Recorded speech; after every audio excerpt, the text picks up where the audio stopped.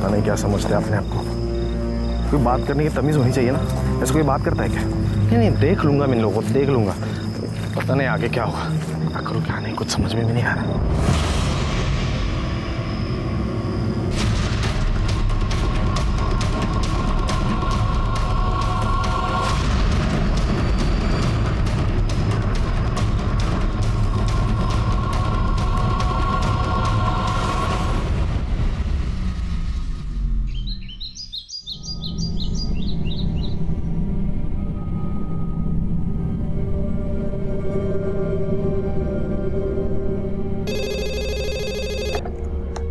नमस्कार, Chandrapur police station. क्या? कहाँ पे? मुझे एड्रेस बताओ।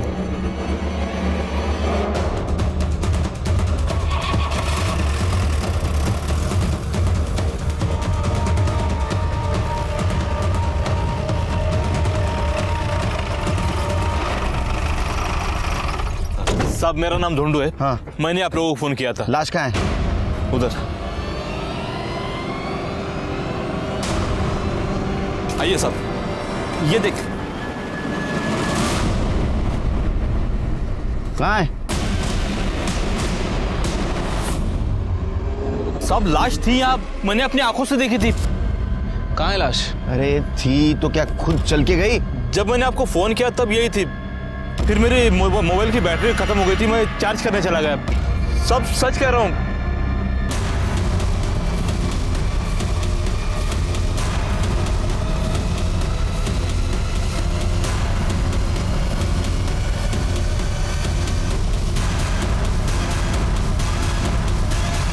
छिड़के जितना खून बहा है उस हिसाब से आदमी का जिंदा रहना मुश्किल है।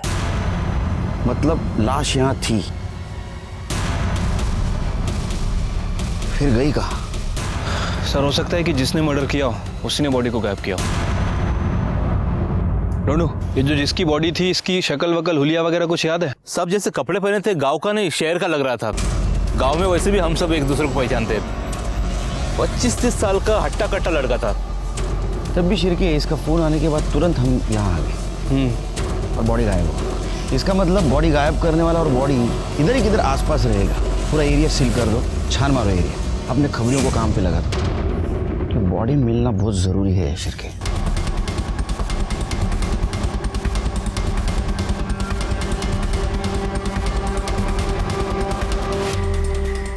अब ये हो सकता है कि कोई जंगली जानवर खा गया हो या फिर किसी गांव वाले ने। सर, डेड बॉडी का पता चल गया है। चलो ढूंढू को बुलाओ। Yes sir.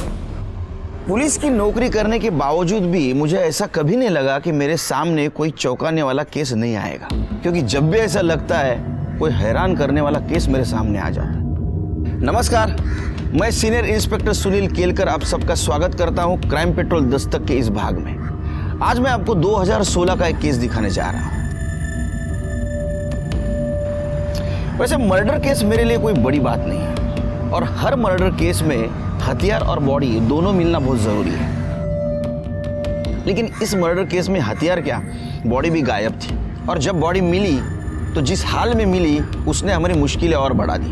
हर जुर्म होने से पहले विक्टिम को दस्तक जरूर मिलती है, लेकिन इस केस में दस्तक हमें मिल रही थी कि ये केस सॉल्व करना कोई आसान काम नहीं था।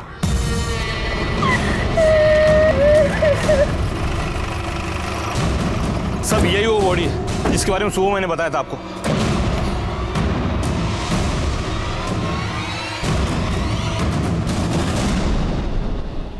कौन लेके आ रहे बॉडी को इधर?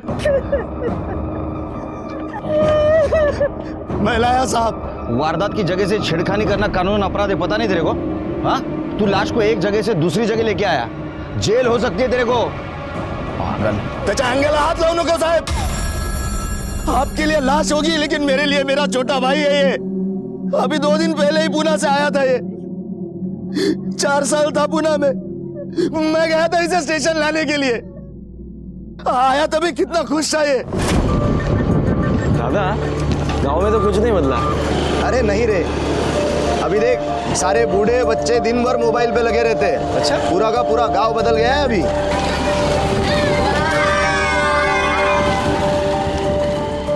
पहचानता है ना इसको? जो बाइक के पीछे बैठा था, ये दिनू का छोटा भाई ना? बस ये आज भी नहीं बदला। इसका और अपना झगड़ा आज भी चालू है। अभी पिछले महीने में इससे मेरा झगड़ा हुआ था। वो तो बाबा बीच में आ गए, वरना बहुत मारता मैं इससे। दादा एक मिनट, ये गंगे है ना? हाँ वही गंगिया, पगली का भाई। जब से उस पगली ने कुएं में कूदकर जान दी है, बहुत अकेला हो गया बेचारा। छोड़ जाने दे, चल। चलो दादा, मुझे मिलना है उससे। गंगा,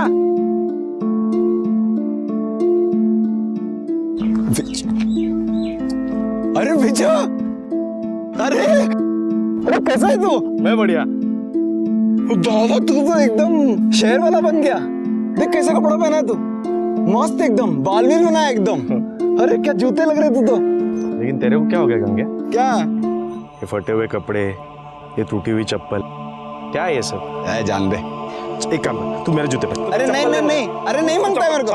अरे नहीं, तू निकाल अरे तेरा। तू क्या? तू आ जा, यहाँ बैठ। अरे नहीं दे, ये जूते पहन। पहन, मैं बोल रहा हूँ तुझे पहन। वो एकदम मस्त। हाँ हाँ ना?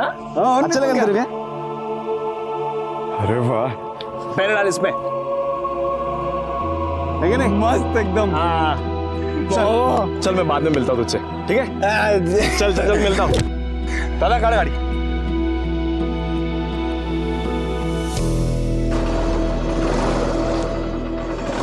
दादा अभी तो बताओ क्यों बुलाया मुझे? अरे तो आज तर चल, सब बताता हूँ क्यों बुलाया है। दादा घर तो बहुत बढ़िया बनाया आपने। हाँ सब अकेले ने बनाया है, दिन रात मेहनत करके घर बनाया है। सोचा था दोनों भाई मिलकर घर बनाएंगे, पर कोई नहीं, तू भी तो वहाँ काम ही तो कर रहा था। चल। अरे आई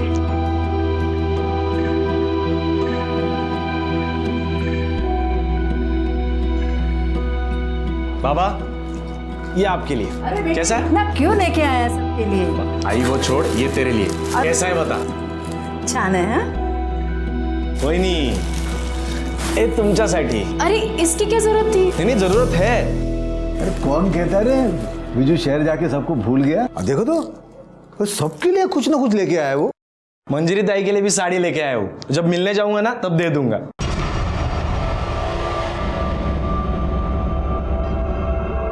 क्यों, क्या हुआ?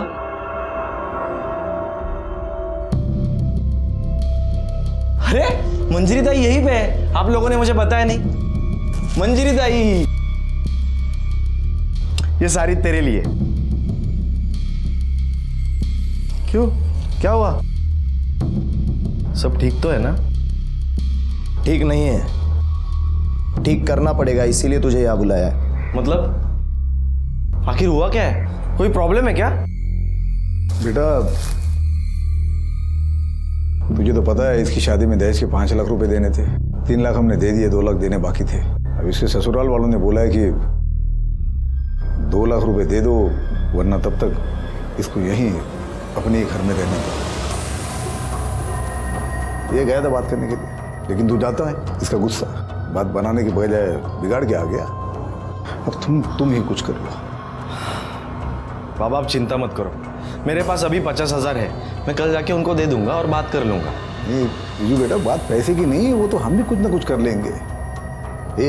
इसके गर्म खोपड़ी से जो बात बिगड़ गई है ना, उसे जाके संभाल के आ। देख तू शांत है, पढ़ा लिखा है, तू समझदारी से बात करेगा तो वो लोग समझ जाएंगे, मान जाएंगे वो लोग। ठीक है बाबा, आप टेंशन मत लो, मैं कल जाके बात कर लूंगा। ताई तू काळजी करू नकोस, मी आहे ना? सारी गलती मेरी है, मैंने इसे भेजना नहीं चाहा था उनके पास। ये बात करने गया था साहब उनसे। अरे सुलह नहीं करनी तो ना करते, मारा क्यों मेरे भाई को?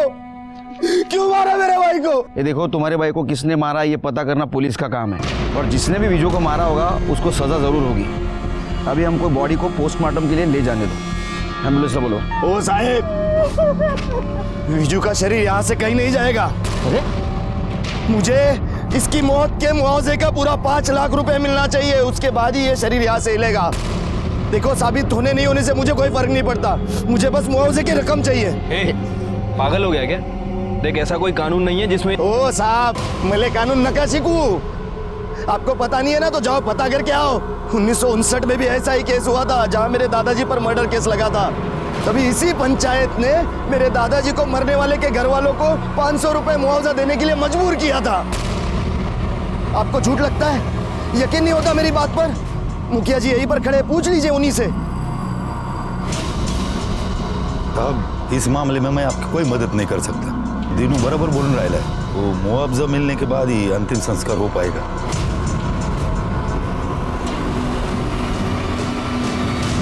अजीब लोग हैं सर। 2016 में भी पंचायत का कानून चला रहे हैं। पता नहीं कौन सा 1959 की बात कर रहे थे। शिरके ये गांव का मामला है, यहाँ हमारे स्टाइल से इन्वेस्टिगेशन नहीं चलेगा। मैं काम करता हूँ, इस केस के रिगार्डिंग डीएसपी साहब से बात करता हूँ। कानूनी सलाह भी लेनी पड़ेगी। तब तक तुम एक काम करो, ये विजू का कॉल रिकॉर्ड चेक करो और मंजरी के ससुराल वालों से भी पूछताछ करो। शायद विजू के मर्डर में उनका भी हाथ हो सकता है। ठीक है सर। 1959 में भी इसी गांव का केस था, जिसमें दलाराम वर्सेस स्टेट में दलाराम को विक्टिम के फैमिली को 500 रुपया मुआवजा देना पंचायत ने तय किया था, जिसे कोर्ट ने भी मान लिया था और उसी के बाद अंतिम संस्कार हो पाए थे। ये केस भी सेम है, तो आपको लॉ के हिसाब से ही चलना पड़ेगा। और मुआवजा सिर्फ विक्टिम के फैमिली के कहने से नहीं दिया जा सकता। उसमें सबसे जरूरी बात यह है कि मंजरी के ससुराल वालों पर यह मर्डर का चार्ज साबित होना चाहिए। सर, जब मैं मंजरी के ससुराल पूछताछ करने गया तो वहाँ दहेज का नहीं बल्कि एक नया एंगल सामने आया। साहब, मंजरी के घर वाले झूठ बोल रहे हैं, बकवास कर रहे हैं। अरे भगवान का दिया सब कुछ है हमारे पास, तो सिर्फ 2 लाख के लिए समाज के सामने हम इज्जत गवाएंगे क्या? दहेज मांगेंगे? खोटे बोलता है इतने। नहीं, ये बात सही है कि विजू यहाँ आया था और हमने उसे मंजरी के मायके जाने की असली वजह बता दी थी। असली वजह मतलब उनकी खुद की बेटी मंजिरी। तीच तर खरं कारण आहे या झगड्याचं। ऐसा क्या किया था मंजरी ने? मैं बताता हूँ। मंजरी का चक्कर चल रहा था, उसको किसी आदमी का फोन आता था जिससे वो घंटों बात करती थी। एक दिन मैंने पूछ लिया, किससे बात करती हो, कौन है ये आदमी? तो उल्टा वो मुझ पर भड़क गई कि मुझ पर नजर रख रहे हो, उसके मामले में ना पढ़ूं और अपने काम से काम रखो, नहीं तो वो सबको बदनाम कर देगी। अरे आप बताओ साहब, मैं उसका पति हूँ ना, इतना हक तो रखता हूँ ना। वो मुझे धमकी दे रही थी, इसलिए मैं उसको उठा के उसके मायके छोड़कर आ गया। उसके बाद आया उसका भाई विजू, मैंने उसे सारी बात बता दी। उसका भाई पढ़ा लिखा और समझदार था, बात को समझा और उसके बाद वो चला गया। अभी बताओ हम लोग क्यों मारेंगे उसको? और जब हमने उसको मारा ही नहीं तो किस बात का 5 लाख का मुआवजा? 5 लाख के हम 5 रुपए नहीं देंगे किसी को। सर, अब बात सच है या झूठ इसका तो पता नहीं, लेकिन यह है कि अकड़ बहुत है उन लोगों में। मतलब उल्टा मंजरी के कैरेक्टर पे इन्होंने उंगली उठाई। एक काम करो शिरके, मंजरी के कॉल रिकॉर्ड चेक करो, उससे पता चल जाएगा ये झूठ बोल रहे हैं सच। वैसे सर, मुझे लग रहा है कि दीनू हमसे कुछ ना कुछ छुपा रहा है, हमें गुमराह करने की कोशिश कर रहा है। मतलब दीनू और दीनू की फैमिली के बारे में गांव वालों से हमें पूछताछ करनी पड़ेगी और ये भी पता लगाना पड़ेगा कि 1959 में जिस फैमिली के आदमी का मर्डर इसके दादाजी ने किया था, उनका स्टेटस क्या था। मला वाटतं शिरके ये एंगल इग्नोर करके नहीं चलेगा हमें। विजू के कॉल रिकॉर्ड का क्या हुआ? सर, वो अभी तक तो नहीं आया है, मैं फॉलो अप कर रहा हूँ।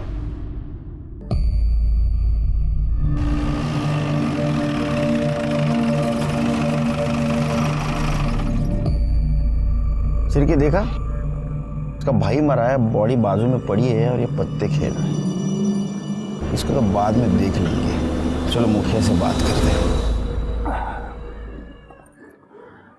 देखिए साहब, बिना मुआवजा दिए तो अंतिम संस्कार नहीं होगा,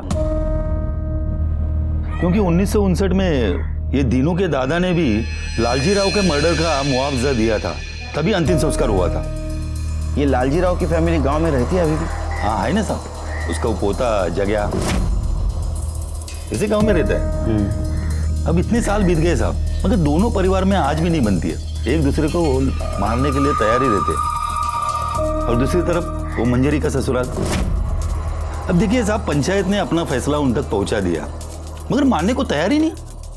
ये मंजरी के बारे में क्या ख्याल है आपका? नहीं, उसके ससुराल वालों का कहना है कि वो किसी दूसरे आदमी की वजह से उसको मायके भेज दिया गया था। अरे नहीं साहब, मुझे नहीं लगता मंजरी का कुछ ऐसा वैसा चक्कर होगा। साहब अपने गांव की बेटी है, हमने बचपन से देखा है उसे। एक गांव छोटा है साहब, एक दूसरे की खबर रहती है। अगर ऐसा कुछ होता तो मुझे तो जरूर सुनाई देता। सब मुझे तो लगता है कि ये सब वो दिनू और उसके परिवार की गलती है। गलती मतलब? अब देखिए ना साहब, एक आदमी शादी करते समय जात बिरादरी औकात देख के शादी करता है। अगर तुम जात बिरादरी औकात से बाहर निकलोगे और ऐसा दिखावा करोगे तो ये सब ऐसा ही होगा ना साहब। मैं समझा नहीं। मतलब साहब, मतलब मैंने सुना है ऐसा कि लड़के वालों ने अपने औकात के हिसाब से 5 लाख रुपए मांगे थे इनके पास, मगर ये आज तक दे नहीं पाए, इसलिए मंजूरी को उसने मैके लाके छोड़ दिया। अरे खोटा बोलो नाले जाए, झूठ बोले वो लोग। मैंने मेरे बीजू को मारा, अब मेरी बेटी को बदनाम कर रहे हैं वो लोग।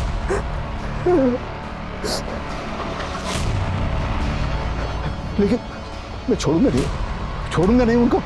मेरे बीजू को मारा है ना उन्होंने, मैं मुआवजा लेके रहूंगा, जैसे मेरे बाबा के पास से लिया था।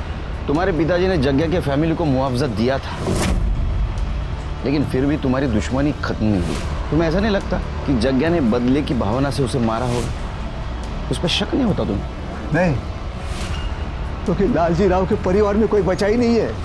एक लंगड़िया बचा है, उसकी हिम्मत नहीं मेरे परिवार की तरफ आंख उठा के देखे। तुमने बॉडी के घाव को नहीं देखा, जिस तरह से मारा है ना, ऐसा लगता है दुश्मनी निकाली। ये जग्या रहता कहाँ है?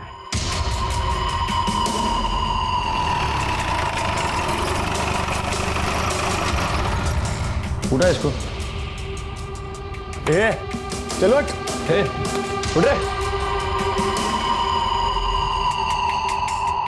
साहब। आप क्या हुआ साहब? पार्टी हुई कल रात यहाँ। किस खुशी में? दुश्मन का बेटा मर गया खुशी में। साहब वो नहीं, वो कल रात में कुछ दोस्त लोग आ गए तो बस। बीजू को क्यों मारा? क्या मैंने नहीं मारा साहब? और साहब मैं काहे को मारूंगा बीजू को?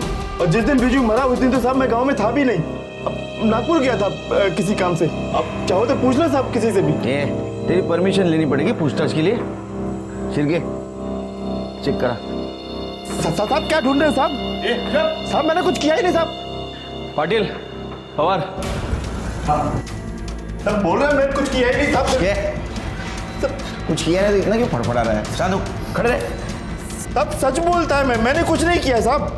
लेकिन साहब एक बात बोलता हूं मैं, बीजू के मरने का मेरे को जरा भी दुख नहीं है, लेकिन दीनू मरा होता ना साहब तो बहुत ज्यादा खुशी होती। साहब एक नंबर का हलकट है वो।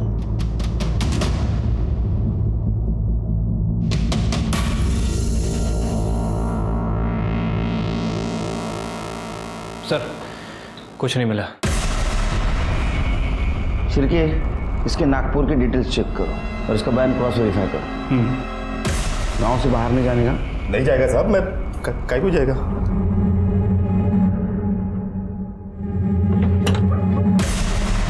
सिरके सर नजर रखो इस पे, क्योंकि विजू को मारने का सबसे स्ट्रांग मोटिव इसके पास है। इसके कॉल रिकॉर्ड और मोबाइल लोकेशन चेक करो।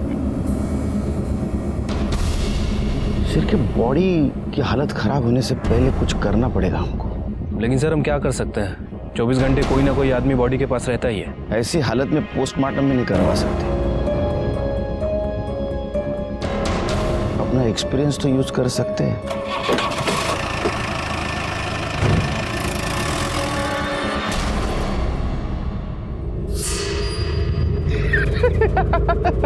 देख देख देख देख देख देख देख कैसा बैठा है। तेरे को पता है पुलिस आई थी मेरे घर पर मिला कुछ भी नहीं। ये साला लाश को सड़ा के बैठा हुआ है, ये सोच के कि मंजरी के ससुराल वाले इसको 5 लाख रुपया देंगे। पता चला 5 लाख तो छोड़, 5 लाख भी नहीं दिया।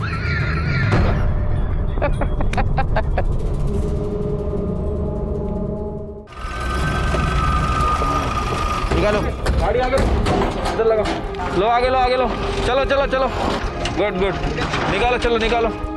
उतरो। ये काय करून राहिले साहब? मैंने आपको बोला ना मुआवजे के पहले मैं। तेरे को मुआवजा मिलेगा। ये बर्फ इसलिए लाया है ताकि बॉडी सड़ ना जाए। अगर बॉडी सड़ गई ना तो गांव में बीमारी फैल जाएगी, समझा?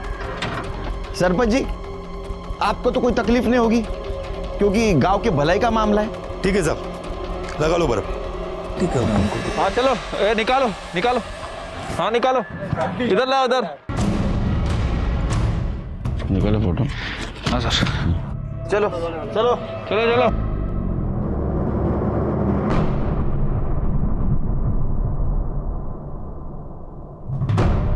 सर शिर्के, ये घाव देख के लगता है कोयते से मारा है, और जिस फोर्स से मारा है लगता है बदला लिया है। हो सकता है सर। वैसे इस तरह के हथियार लोग गांव में अक्सर यूज़ करते हैं, जो खेतों में काम भी आते हैं और ज़रूरत पड़ने पर हथियार भी बन सकते हैं। नहीं तो मुझे क्या लगता है शिर्के, एक काम करना पड़ेगा। Sir sugar. अरे रहने दे यार, एनर्जी आती है। हाँ तुम क्या बोल रहे थे? सर ये वीजू के कॉल रिकॉर्ड है। इनके हिसाब से गांव आने के एक दिन पहले दीनू ने वीजू को नहीं बल्कि वीजू ने दीनू को कॉल करके बुलाया था। वो हमसे झूठ बोल रहा था सर। झूठ बोलने की कुछ वजह हो सकती है, इसमें दिख रही है वजह? हाँ सर, ये देखिए, ये एक नंबर है जो गांव आने के बाद वीजू अक्सर बात करता था, और फ़ोन लोकेशन के हिसाब से वीजू की लोकेशन मंजरी के ससुराल की दिखा रही थी, और ससुराल से वापस आने के बाद उसने इसी नंबर पे बात की थी। इस नंबर के बारे में इंक्वायरी निकाली तो पता चला कि पूना का नंबर है और किसी ज्योति के नाम रजिस्टर्ड है। एक और बात सर, ससुराल से वापस आते वक्त उसका फ़ोन रात 8 बजे से सुबह के 5 बजे तक इसी लोकेशन पर था, और इसी लोकेशन पे उसका फ़ोन स्विच ऑफ भी हुआ। यानी बैटरी भी तो डाउन हो सकती है।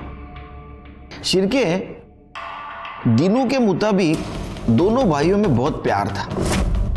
वीजू पुणे में रहने के बावजूद भी फैमिली से बहुत अटैच था, लेकिन कॉल रिकॉर्ड में ऐसा कहीं भी नहीं दिख रहा है, क्योंकि बहुत कम बार उसने अपने फैमिली वालों से या दीनू से बात की। लेकिन पुणे के इस नंबर से उसने रोज बात की। पुणे जाने की तैयारी करो शिर्के, ये कॉल रिकॉर्ड का चक्कर पुणे में सॉल्व होगा।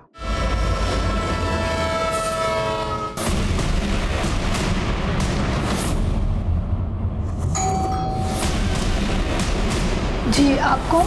चंद्रपुर पुलिस से PSI शिर्के। ये नंबर आपका?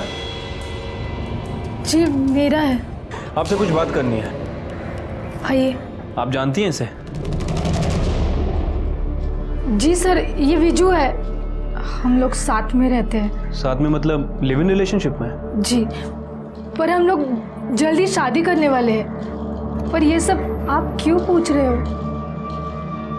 वो क्या है कि विजू का मर्डर हो गया है। क्या?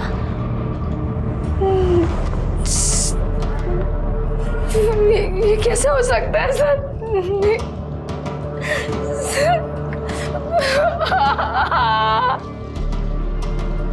देखिए, संभालिए अपने आप को। मैं जानता हूँ कि ये सही समय नहीं है आपसे बात करने का, फिर भी विजू के कातिल तक पहुँचने के लिए हमें आपकी मदद चाहिए। गांव में विजू की फैमिली बिल्कुल सपोर्ट नहीं कर रही है, इसलिए आप जो भी विजू के बारे में या उसकी फैमिली के बारे में जानती हैं प्लीज़ बताइए हमें। सर, विजू 4 साल पहले पुणे में आया था।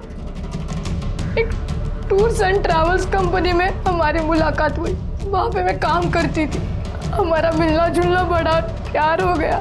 2 साल पहले हम लोग यहाँ एक साथ शिफ्ट हो गए थे। हम शादी भी करने वाले थे सर, पर हम दोनों चाहते थे कि शादी से पहले हमारा खुद का घर हो। विजू ने कहा कि गांव में उसकी बहुत सारी जमीन है, अगर वो अपना हिस्सा बेच देगा तो यहाँ घर खरीद सकते हैं। इसलिए उसने अपने भाई को फोन किया और कहा कि गांव आ रहा है। पूरे 4 साल बाद आया तू, वो भी अपना हिस्सा मांगने? कुड़ी खाऊं रहेगा तुझा हिस्सा? कोई नहीं खा रहा तेरा हिस्सा, हम भी तेरे भले के ही सोच रहे हैं। ये देख, ये लड़की देखिए तेरे लिए। अरे इसके घर वाले पूरे 5 लाख रुपया देने को तैयार हैं। इनसे 5 लाख ले लेंगे और फिर आप लोगों को समझ में नहीं आ रहा क्या? मैं यहाँ पे शादी करने नहीं, अपना हिस्सा मांगने आया हूँ। विजू, देखिए, मैंने लड़की पसंद कर ली है, पुण्याची है, ज्योति नाम है उसका। मैं उसी से शादी करूंगा। आप लोगों से अपना हिस्सा लूंगा और वहां पे अपना खुद का घर बांधूंगा। मुझे आप लोगों से और कुछ नहीं चाहिए। हमें भी कुछ नहीं चाहिए तुझसे, समझा ना? वो तो इस मंजीरी के बारे में सोच रहे हैं हम कि तेरी शादी के बाद 5 लाख ले लेंगे और उसमें से 2 लाख इसके ससुराल वालों को दे देंगे ताकि ये भी अपने घर में जा सके। लेकिन तुझे तो अपने अलावा किसी की पड़ी ही नहीं है कुछ। दादा, आपको मंजीरी ताई का प्रॉब्लम सॉल्व करना है ना, मैं कर दूंगा, मैं देख लूंगा, कल जाके मैं बात कर लूंगा। लेकिन इसके अलावा मैं आप लोगों के लिए कुछ नहीं कर सकता। देख विजू, अगर तुझे हिस्सा चाहिए ना तो तुझे उसी लड़की से शादी करनी होगी जिससे हम लोग कह रहे हैं, वरना अगर अपनी मर्जी से शादी करनी है ना तो हिस्सा विस्सा भूल जाना। और अच्छा सुन, यहाँ 2-3 दिन और रुकना पड़ेगा। अरे यार अभी चेक किया, वो प्रॉपर्टी में मेरा नाम ही चढ़ाया नहीं गया है। वो सब ठीक करने में 2-3 दिन तो लगेगा ही ना। और मंजरी ताई की ससुराल की प्रॉब्लम भी तो सॉल्व करनी है। अच्छा ठीक है, अपना ख्याल रखना। हाँ, लेकिन वीजू की फैमिली ने हमें ये नहीं बताया कि वीजू वहाँ पे अपना हिस्सा लेने गया था। सर वो उसी के लिए गया था, उसने मुझे बोला नहीं। और मैं समझ गई थी कि बंटवारे को लेकर बहुत टेंशन है सर। ज्योति के साथ बात करने के बाद इस केस का एंगल जो सामने आया वो काफी स्ट्रांग था। अब ये केस बंटवारे और आपसी झगड़ों का ज्यादा लग रहा था। दीनू और मंजीरी के ससुराल वालों का झूठ सामने आया था और मंजीरी के कॉल रिकॉर्ड में किसी भी अनजान व्यक्ति का नंबर नहीं मिला था। लेकिन ये सब होने के बावजूद भी कातिल कौन है ये हमारे समझ में नहीं आ रहा था। और इस केस को जल्द से जल्द सॉल्व करना जरूरी था, क्योंकि वीजू की बॉडी को चौराहे पे पड़े 4 दिन बीत चुके थे और हमारे पास वक्त बिल्कुल नहीं था।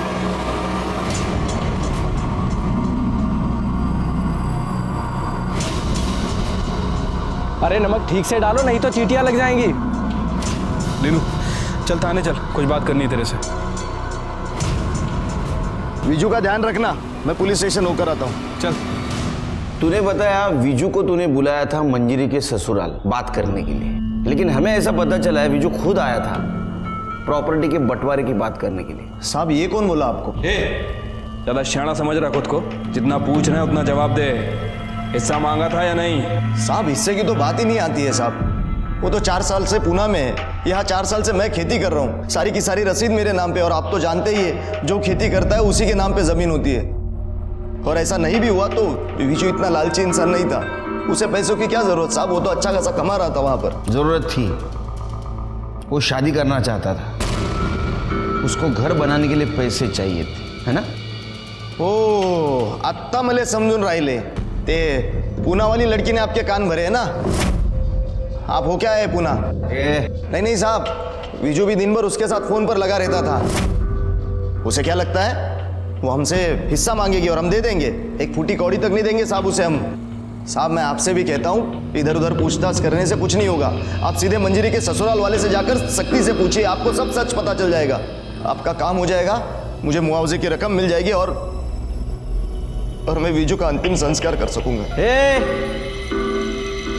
तू पुलिस को सलाह देगा, हमें सिखाएगा? हमें पता है क्या करना है क्या नहीं। हो तू सच बता, तेरा हाथ है या नहीं? तेरा अगर इसमें हाथ निकला ना तो तेरा अंतिम संस्कार कर दूंगा। सर मुझे लगता है कि इस दीनू ने सिचुएशन का फायदा उठाया होगा, क्योंकि जिस तरह से इस दीनू का नेचर है, आई एम श्योर वीजू के साथ इसका कोई ना कोई बात को लेकर झगड़ा हुआ होगा। और सर दूसरी तरफ है मंजरी के ससुराल वाले। हो सकता है कि दीनू ने ही वीजू को मंजरी के ससुराल भेजा हो और वीजू का मर्डर कर दिया हो। उसे लगा हो कि इस मर्डर का सारा इल्ज़ाम मंजरी के ससुराल वालों पे आ जाएगा और वो साफ बच निकलेगा। ये शिरके, लेकिन ये दीनू के खिलाफ हमारे पास कोई ठोस सबूत नहीं। उसके खिलाफ अगर हमने कोई कार्रवाई की तो उसके सपोर्ट में जो गांव वाले हैं और जो मंजरी के ससुराल के खिलाफ है वो सब हमारे खिलाफ हो जाएगा। तुम एक काम करो शिरके, कल मंजरी के ससुराल के पड़ोसियों से पूछताछ करो, देखो कुछ क्लू मिलता है क्या। शक्कर बहुत कम है, चलो निकलते। शिरके वो, अरे बाबा गेला नहीं अजून? तुम्हारे ड्यूटी का टाइम तो खत्म हो गया। नहीं साहब, वो पुराने केस की मैं एंट्री ढूंढ रहा हूँ सर, मिल जाएगी वैसे चला जाऊंगा। Good night. Good night sir. Good night Pawar. Good night sir.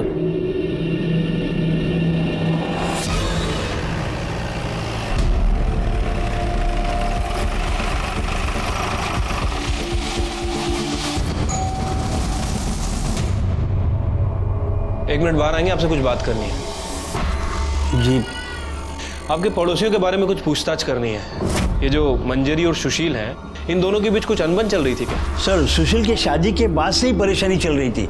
वैसे बहुत बदतमीज लोग हैं सर, पैसे का बहुत घमंड है उनको, इंसान को इंसान नहीं कहते सर। अच्छा, ये मंजरी का जो भाई है विजू, ये आया था यहाँ पे, देखा था क्या आपने? हाँ साहब, विजू यहाँ आया था, उसके साथ भी उन्होंने वैसे ही बदतमीजी किया। तो विजू सुन के क्यों लेगा साहब, वो तो बहुत पढ़ा लिखा था।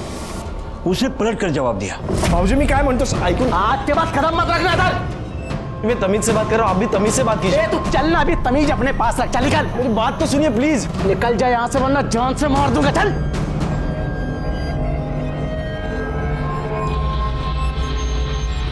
चल नीचे गए। चल चल। अरे सर, मैंने आपको बताया तो था, उस रात बीजू बात करने आया था। नहीं, लेकिन तूने ये नहीं बताया कि उसके बाद का जवाब तूने उसको जान से मारने की धमकी से दिया था। क्या झगड़ा था उसके साथ, सच बता, वरना घमंड तोड़ना अच्छी तरह से आता है हमें। शिरकी, सर उस रात बीजू आया था और मैंने उसको बताया कि बीजू, मुझे पूरा यकीन है कि तुम्हारी बहन का चक्कर चल रहा है। मैं तुम्हें कॉल रिकॉर्ड्स भी दिखा सकता था, लेकिन वो इतनी शानी है ना कि साथ के साथ वो डिलीट कर देती है। मैं गलत हो सकता हूं, लेकिन पूरा घर गलत नहीं होगा। देखिए, आप कुछ अलग कह रहे हो, मेरी फैमिली कुछ अलग कह रही है। वो लोग कह रहे हैं कि दहेज के बचे 2 लाख के लिए आप मंजरी को परेशान कर रहे थे। घर वालों की कहानी इतनी सुननी है ना, तो एक बार पहले अपने बहन से पूछ लेता। न जाने कहां कहां मुंह मार के आती है। 2 लाख क्या, 2 करोड़ भी दोगे ना तो उस जैसी को हम अपने घर में नहीं रखेंगे, समझ ला। अभी यहाँ से निकल और दोबारा मत दिखना।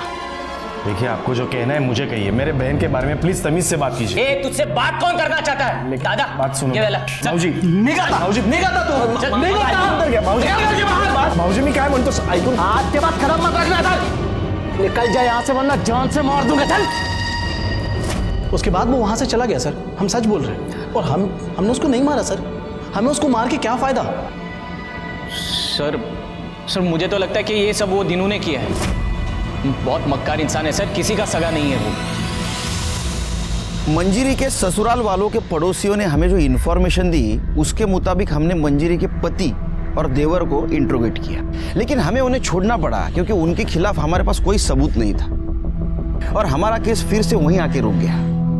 और इधर विजू की बॉडी की हालत दिन ब दिन खराब होते जा रही थी। जैसे ये बात मीडिया को पता चली, ये केस लाइमलाइट में आ गया और हमारी मुश्किलें कम होने के बजाय बढ़ गई। आज पूरे 6 दिन हो चुके लाश को यहाँ रखे हुए। लाश काफी हद तक सड़ चुकी है, बावजूद इसके पुलिस इस मामले को हल करने में नाकाम रही है। गांव में बीमारी फैलने की आशंका है। सबसे शर्मनाक बात तो ये है कि एक इंसान के मरने के बाद भी उसका सरेआम तमाशा बनाया जा रहा है। फिलहाल कहा नहीं जा सकता कि ये तमाशा और कितने दिन चलेगा। मैं चंद्रपुर से रिपोर्टर नीतू, कैमरामैन अखिल के साथ धन्यवाद। अरे तूच समजून घेत नाहीस मला, तर बाकीचे काय समजून घेणार? अरे तू देख रही है ना कितना टेंशन है। हाँ, न्यूज़ देख रही है ना, मीडिया वाले कितने पीछे लगे हमारे। अरे हाँ बाबा, पहुंच रहा हूँ आधे घंटे में घर में। स्लो कर, स्लो कर, स्लो कर।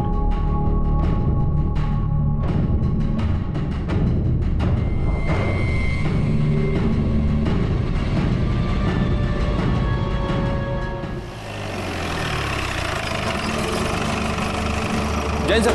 जय शिरके, कल रात को मैं वो बॉडी के पास से गुजर रहा था तो एक आदमी को वहाँ बैठे हुए देखा मैंने। विजू का भाई भी नहीं था वहाँ, और कल रात कोई नहीं तो इसको पहले से देख रहा हूँ, वहाँ से बिल्कुल 1 मिनट के लिए नहीं हटता है। सर होगा कोई करीबी दोस्त या कोई रिश्तेदार। जैन सर। जैन सर, ये वही रजिस्टर है जो मैं रात को ढूंढ रहा था।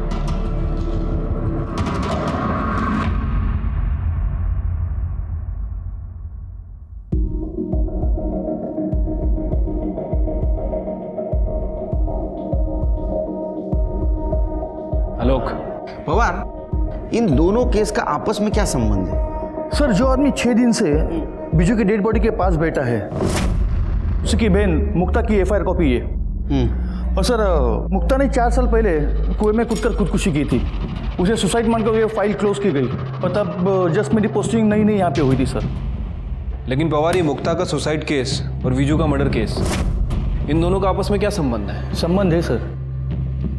सुनने में आया था कि मुक्ता विजू से प्यार करती थी, उसे शादी करना चाहती थी। शिरके, सर, गन्या को लेके आओ। साहब, विजू दोस्त था मेरा, 4 साल बाद भी वापस आया ना गांव में साहब। मेरी फिक्र थी साहब, चिंता थी उसको। ये देखो साहब, अपना जूता निकाल के दिया उसने मेरे को। बहुत प्यार करता था साहब मेरे से, मैं भी बहुत प्यार करता था उसको। मैं कैसे मार सकता हूँ साहब अपने दोस्त को? अच्छा, ये वही दोस्त है ना जिसे तेरी बहन मुक्ता प्यार करती थी, शादी करना चाहती थी, और जब ऐसा नहीं हुआ तो उसने खुदकुशी कर ली। साहब, मुक्ता के बारे में पूरा गांव जानता था साहब कि वो एडी है, किसी से भी प्यार होता था साहब उसको। तो एक बार बोली बकरे से प्यार है मेरे को, बकरे से शादी करनी। मैं कह तू अब आप ही सोचो साहब, ऐसी बहन को मैं कैसे अपने दोस्त के गले बांधता साहब। एकदम दिमाग से कमजोर थी साहब, शादी के बारे में मैं सोच ही नहीं सकता साहब। पागलपने में कुएं में कूद गई। सच बोल रहे हैं? सच बोल रहा हूँ साहब, मैं दोस्त था साहब मेरा, मैं तो मार ही नहीं सकता उसको। प्यार करता था मैं उसको, न खाना खाया जा रहा, न काम किया जा रहा। क्या काम करता है तू? हाँ साहब। काम क्या करता है तू? मैं साहब ये खेत में मजदूरी करता हूँ साहब, मैं लोगों के ये फसल लगाना काटना यही सब काम करता हूँ साहब। मैं गरीब आदमी हूँ साहब।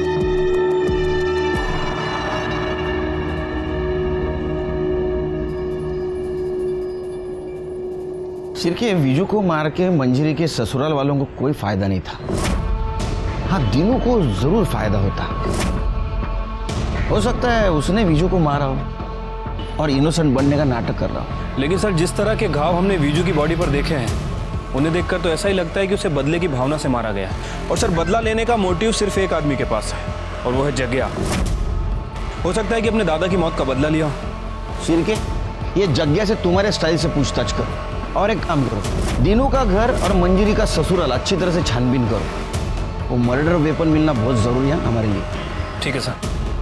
अगर वो नहीं मिला तो फाइल बंद, और हमारे रेपुटेशन के लिए अच्छा नहीं होगा। पवार, पूरे घर की तलाशी लेना, एक एक खोना, छोड़ना नहीं कुछ भी। अरे आप लोग कहाँ जा रहे हैं? तलाशी लेनी है आपके घर की। आप ऐसा कैसे कर सकते हैं? पवार, पाटिल मैडम,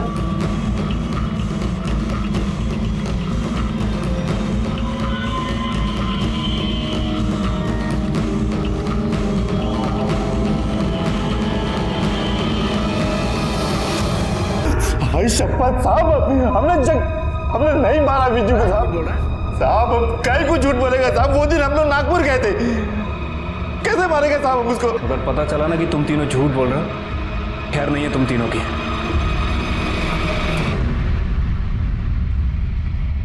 देखिए, हमें हमारा काम करने दीजिए, आप बैठिए यहाँ पे। अरे साहब क्या कर रहे हैं? कुछ नहीं मिलेगा साहब, सुनो मेरी बात। अरे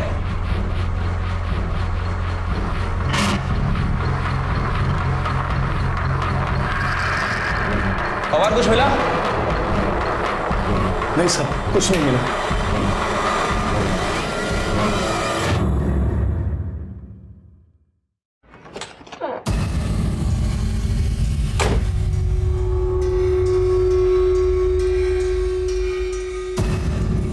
पवार। हाँ साहब। हटाओ ये सब, डिग्गी में चेक करो।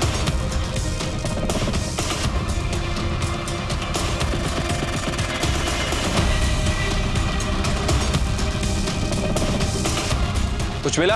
नहीं साहब, गाड़ी में कुछ नहीं मिला।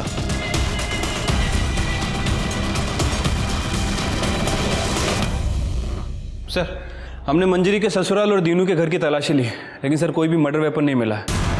और वो जगिया के दोस्तों से भी पूछताछ की है। सर, उन सभी का यही कहना है कि उनने वीजू को नहीं मारा है। सबके बयान को क्रॉस वेरीफाई किया है, सबकी एलिबाई को भी चेक किया है। उस दिन सब लोग नागपुर में थे।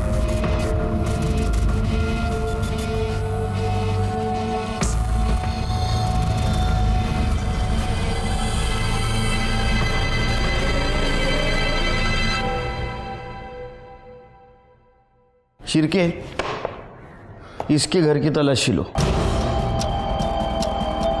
गंगा का कहना था कि वो विजू का बहुत अच्छा दोस्त है। अगर अच्छा दोस्त है तो पिछले 4 सालों में उन्होंने बात क्यों नहीं की? और अभी 6 दिन से वो बॉडी के पास क्यों बैठा है? चलो पता कर दे इनकी दोस्ती किस टाइप की है।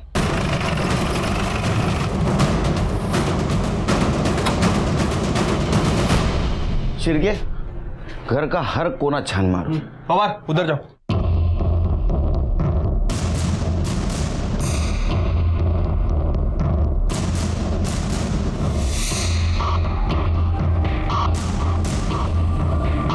सर, कहीं कुछ नहीं मिला।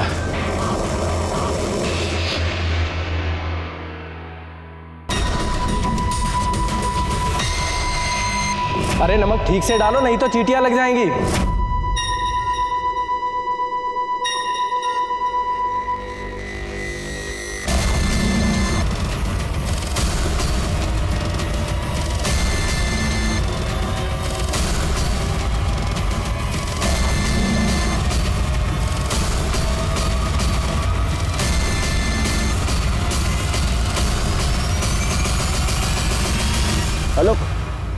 खोदो।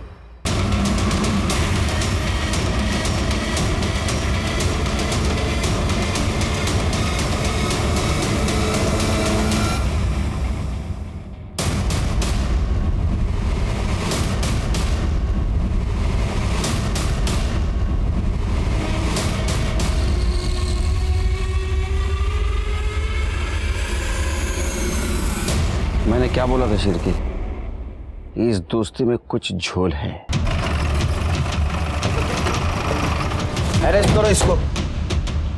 उठाओ। चल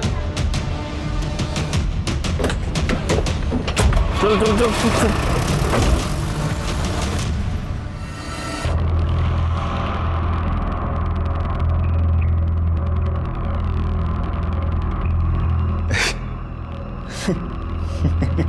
मतलब आपको मिल ही गया ये? आपको पता ही चल गया कि मैंने मारा विज्जू को? अब बता क्यों मारा? साहब मेरी बहन ना पागल थी एकदम, और मैं अपनी पागल बहन को विज्जू के गले नहीं बांधने वाला था, पर विज्जू को मेरी बहन का मजाक नहीं उड़ाना चाहिए था। उसके पागलपन का मजाक उड़ाया उसने। बेइज्जती करी मेरी बहन की। देख भाई, मैं तो जा रहा हूँ शहर, मैं तो मजे करने वाला हूँ भाई, लेकिन तू तेरी पगली बहन को छोड़ के कहीं जा भी नहीं सकता। उसके साथ तो कोई शादी भी नहीं करेगा। इंसान छोड़, जानवर के साथ प्यार होता है उसको, कुत्ते बिल्ली बकरे किसी के साथ भी। मेरे पास ना एक आइडिया है, तो अगली बार ना किसी से भी प्यार हो जाता है ना उसको, अगली बार ना उसको किसी कुत्ते बिल्ली बकरे के साथ प्यार हो जाएगा ना, तो उसकी शादी करवा दे और फटाफट। वैसे भी उसको इंसान और जानवर में फर्क क्या नजर आता है? कुत्ता बिल्ली बकरा शादी का। मेरे दिल में बैठ गई वो चीज। मैं तब तो कुछ नहीं कर पाया मैं, पर जब इस बार वो आया ना गांव वापस, मैंने एकदम, मैंने कहा अब तो बात तो सुनिए प्लीज। निकल जाए यहाँ से वरना जान से मार दूंगा। चल। पता नहीं क्या समझते अपने आप को, कोई बात करने की तमीज होनी चाहिए ना। और फिर मैंने अपनी बहन के मजाक का मैंने बदला ले लिया मैंने साहब। है कि नहीं साहब? कौन मजाक उड़ाता है? पागल का मजाक कौन उड़ाता है? ले जाओ इसको।